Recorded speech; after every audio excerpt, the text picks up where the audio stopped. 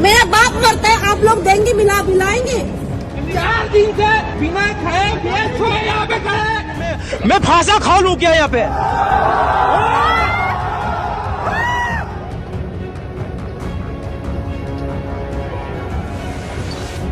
ये जो वीडियोस आप देख रहे थे ये भारत के एयरपोर्ट्स की है और स्थितियां अब इतनी भयावह हो गई हैं, बस इस पर चर्चा खुल करके नहीं हो रही है, मगर सोशल मीडिया भरा पड़ा है। जाने कितने लोग, जाने कितने जरूरी कामों के चलते अपने घर से बाहर निकले और कई कई घंटे से एयरपोर्ट पर फंस गए हैं। तमाम लोग ऐसे वीडियोस बनवा रहे हैं कि उनकी पीड़ा वो कहने किससे जाएं, लेकिन अभी तक सरकार की तरफ से कोई भी जवाबदेही सुनिश्चित नहीं हुई है कि यह इतना बड़ा केओस हुआ कैसे। इंडिगो ने अपनी सारी फ्लाइट रद्द कर दी और उसके बाद देश भर के एयरपोर्ट पर कोहराम मच गया। ऐसा कोहराम जो हवाई यात्रा के लिहाज से आज तक कभी देखने को नहीं मिला था। यह कोई तकनीकी केओस नहीं है, यानी कोई तकनीकी खराबी आने के चलते इतनी आपात स्थिति नहीं पैदा हुई है। इस स्थिति की जिम्मेदार कोई तकनीकी वजह नहीं है, इसके जिम्मेदार पूरे एयरपोर्ट संचालन में भारत में 2 लोगों की मोनोपोली तो एक ही व्यक्ति की होती है और यह मोनोपोली उसी इंडिगो की है जिसमें हर 3 में से 2 यात्री इंडिगो का सफर कर रहा था। सरकार ने नियम बदले, इंडिगो ने हट कर दिया और दिखा दिया कि हमारे हिसाब से आपको चलना होगा। हम आगे उस नियम की पूरी परिचय आपको देंगे कि वह कौन सा नियम था जिसे सरकार ने बदला और उसके बाद इंडिगो ने क्या किया और आज उस समय क्या स्थिति है पूरे हवाई सफर के भारत के तंत्र की। लेकिन मैं चाहता हूं कि उसके पहले कुछ वीडियोस, छोटे छोटे टुकड़े, हिस्से, ये वीडियोस देखिए, देश के कई अलग अलग हिस्सों से आए हैं और पिछले 24 से 48 घंटे के बीच के ही वीडियोस में दिखाना चाहता हूं 2-4 सैंपल के तौर पर। बाकी वीडियोस तो इतनी हैं कि अगर सबका दर्द दिखाने लग जाए तो जाने कितने घंटे की वीडियो बन जाएगी। लेकिन एक बार जरा सोच कर देखिए, अलग अलग कैटेगरी। एक महिला कह रही है कि उसके पिता बीमार हैं, मिलने जाना है, किसी तरह से हमें यहां से निकाल दो, अगर मैं उनसे नहीं मिल पाई तो यहीं सुसाइड कर लूंगी। वहीं दूसरी तरफ एक व्यक्ति जो ट्रैवल एजेंट टाइप का कुछ लग रहा है और लाखों लाख रुपए की बुकिंग करा रखा है विदेश में, वो कह रहा है कि पीछे लोग हमसे हमारा पैसा मांग रहे हैं तो मैं तो बर्बाद हो जाऊंगा। एक बाप जिसकी वीडियो वायरल हुई कि उसकी बेटी को पीरियड्स आने के चलते वो पैड मांग रही थी। इसी वीडियो को देखते हुए बाद में यह भी देखिएगा कि उसके खिलाफ भी पोस्ट सोशल मीडिया पर लिखी जाने लगी क्योंकि वो सबसे ज्यादा वायरल हो गई। तो पता चला कि बाद में जांच हो कि उसके कोई बेटी भी है कि नहीं। ये भारत के नागरिक बोध की स्थिति है। वहीं कई लोगों की शादियां, कई लोग बीमार, कई लोग परेशान और एक महिला की रोती वीडियो तो ऐसी आई कि हम तो कोई रिफंड नहीं चाहते, हमारा सामान तो दे दो ताकि हम घर चले जाएं। घंटों घंटों से लोग फंसे हुए हैं और इनकी हालत देखने सरकार का कोई नुमाइंदा नहीं पहुंच रहा है और देखने पहुंचने की बात छोड़िए, उनके बारे में 2 लफ्ज किसी को बोलने को नहीं मिल रहे हैं। एक बार पूरी स्थिति एक छोटे से नमूने की तरह से आप देख लीजिए। जा रही हूँ, मेरे को, मैं यहाँ से नहीं हिलूंगी। मेरा बाप मरता है, आप लोग देंगे, मिलाएंगे? सारा दांव पे लगा हुआ है। आज ये कहाँ जा रहे हैं? क्या सो जाऊंगा मैं? क्या करूंगा इसको? मैं कैसे करूं? मैं फांसा खा लूं क्या यहाँ पे? वो मेरे को बोल रहे मेरे को बेच के दो, मैं कैसे लेके जाऊं? मेरे बेटे को प्यार चाहिए, दे दो, दे दो। नहीं चाहिए रिफंड, बस हमारा लगेज दे दो। 24 घंटे से ज्यादा हो गया। अब आप ये बात देख करके सोच रहे होंगे कि भाई इसमें हैरान होने वाली क्या बात है। इस देश के रेलवे के यातायात में, बसों के यातायात में, जहां भी पब्लिक सेक्टर है, सरकारी रेलवे है, अभी तक है, बाद में ऐसे ही इंडिगो का कोई एक आएगा और फिर वो अपने हिसाब से नियम बदलवाएगा और सरकार को झुकना पड़ेगा। मैं अभी बताने वाला हूं कि इंडिगो ने कैसे सरकार के सामने दादागिरी दिखाती और मजबूरी है सरकार की, क्योंकि वह 65% से ज्यादा शेयर एयरलाइंस में अकेले लिए हुए, यानी 100 में से 65 से ज्यादा फ्लाइट तो केवल इंडिगो की है, और अगर टाटा को मिला लें तो 90 फ्लाइट इन दोनों के पास है। तो ये दोनों जैसा चाहेंगे वैसा करेंगे। एक ने सारी फ्लाइट रद्द कर दी और दूसरे ने फ्लाइट के किराए कई गुना बढ़ा दिए, और लोग प्रधानमंत्री का भाषण याद करने लगे कि हवाई चप्पल वाले को हवाई जहाज में कैसे उड़ाया जाता है। हमने एक ऐसी नीति लाए हैं जिसमें मध्यम वर्ग का सामान्य मानवी भी हवाई यात्रा कर सकता है। ये होती है मोनोपोली। लेकिन यही वही देश है जिसमें कोरोना के समय पैदल जाते हुए लोगों को ये देश भूल गया। ये देश भूल गया कि कौन व्यक्ति रेलवे स्टेशन पर त्योहारों में कैसे भूसे की तरह भर करके जाते हैं, क्योंकि जब जा रहे होते हैं बहुत ज्यादा स्थिति बिगड़ती है तभी वो टेलीविजन पर आता है, बाकी तो टेलीविजन को इसकी चिंता है नहीं। और जो लोग भूसे की तरह जा रहे हैं उन लोगों ने अब ये मान लिया है कि इस देश में उनकी औकात, कोट अनकोट उनकी औकात वही है कि वो न बोल सकते हैं, ना उनकी आवाज की कोई कीमत है। ज्यादा बोलेंगे तो वहीं जो सुरक्षा कर्मी है पीटेगा। जैसे हाँ, एयरपोर्ट पर कुछ लोग पीटे भी गए। इन वीडियोस को जो अपनी स्क्रीन पर चल रहे हैं, इसमें जो लोग पीटे जा रहे हैं ये तो एयरप्लेन में सफर करने वाले लोग हैं। ये तो ठीक ठाक कोट अनकोट औकात रखते होंगे। जब इनकी हालत ये है तो कोई बस पकड़ने जा रहा हो, किराया बढ़ने का कोई सवाल पूछ सकता है क्या? कोई ट्रेन में बैठा व्यक्ति है वो पूछ सकता है क्या? वंदे भारत जिसको जाना है वो शान से वंदे भारत में बैठेगा और 20 गुना किराया देगा, चुपचाप जाएगा। देने की औकात है तो जाओ, वरना वहां तुम कियोस्क नहीं कर सकते, वहां तो वेटिंग वाला भी अलाउ नहीं है। एक भारत के लिए ऐसी व्यवस्थाएं हैं, दूसरे भारत के लिए कोई फर्क नहीं पड़ता। जाना है जाओ, नहीं जाना है मत जाओ।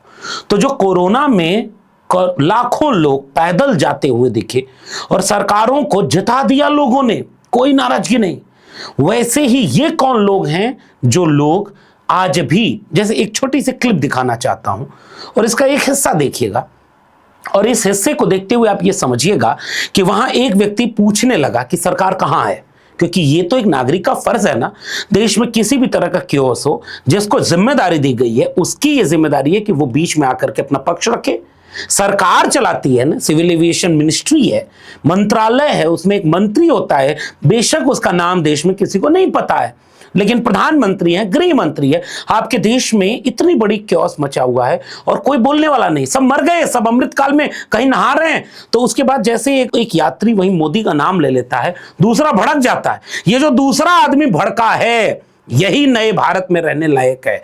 बाकी लोग जो मोदी मोदी करते हैं इनको ऐसे ही सबक सिखाना चाहिए जैसे इस वीडियो में देखेंगे। हमारा बैग अंदर फंसा, अकेले हैं ना, हमारा दवा भी नहीं है। रिफंड तो बोलना 1 हफ्ता बाद मिलेगा। अब किसी को इमीडिएट जाना है, कोई अल्टरनेट ऑप्शन देखेगा, ट्रेन देखेगा या फिर और कोई ऑप्शन देखेगा, लेकिन 1 हफ्ते के बाद में रिफंड आएगा। हाई पे करके सब टिकट काटा, कोई 20,000, कोई 22,000, कोई 10,000 सब दे देकर टिकट करवाए हैं।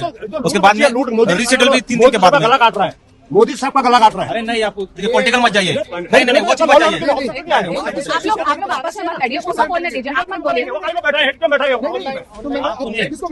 अब महंगाई बढ़ गया तो मोदी जी कर दिया, मोदी जी कर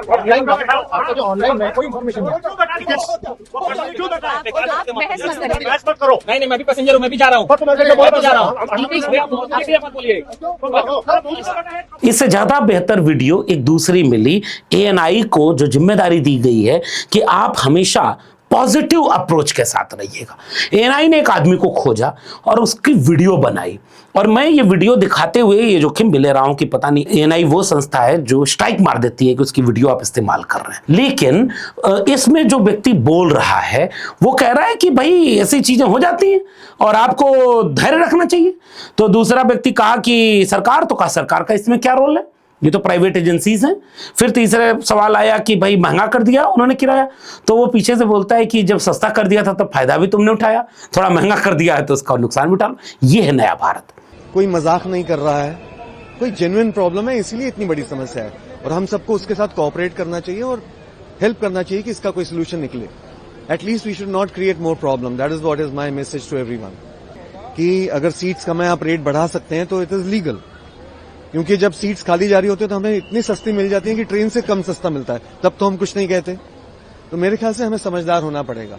और इस नए भारत में आपका स्वागत है, लेकिन इसको आप एक बहुत आसान भाषा में समझ लीजिए कि हुआ क्या था। असल में भारत सरकार ने पायलटों के लिए FDTL यानी फ्लाइट ड्यूटी टाइम लिमिट नियम बनाए, पुराने नियम को स्थगित कर दिया।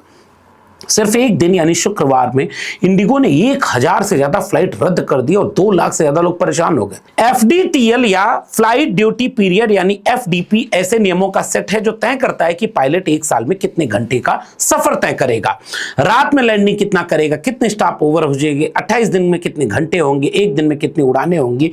इन सब की सारी चीजें जोड़ करके एक चार्ट बनता है। इस चार्ट के मुताबिक पायलट को थकान से रोकना, उड़ान सुरक्षा सुनिश्चित करना, इसका पूरा मानक तय किया जाता है।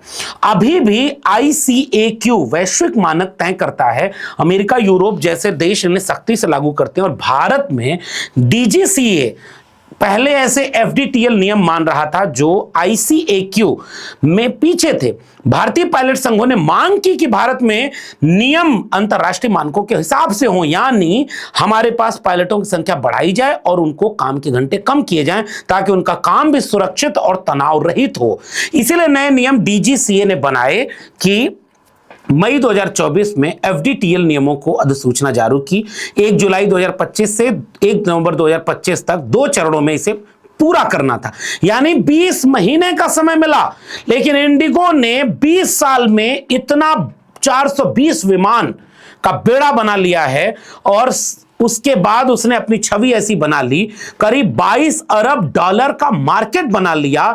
इसलिए उसने ये तय किया कि हमारे बिना ये नियम कैसे लागू हो सकते हैं।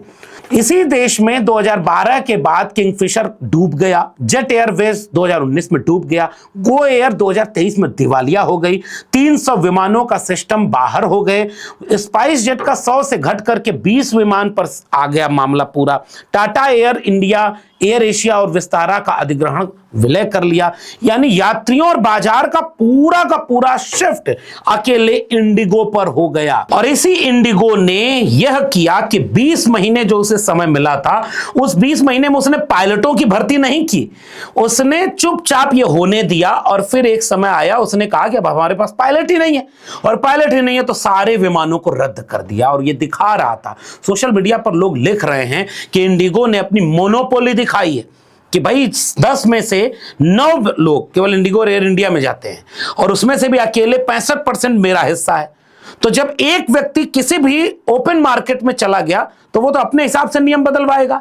जैसे पूरे देश की अर्थव्यवस्था को अंबानी और अडानी 2 लोगों के हाथ में नरेंद्र मोदी जी सौंप चुके हैं, तो बाकी लोग या तो उनके मुताबिक चलें या जो अंबानी और अडानी कहेंगे उसके हिसाब से होगा। अभी देश के गरीब आदमी को ये सब खेल समझ में ही नहीं आ रहा है।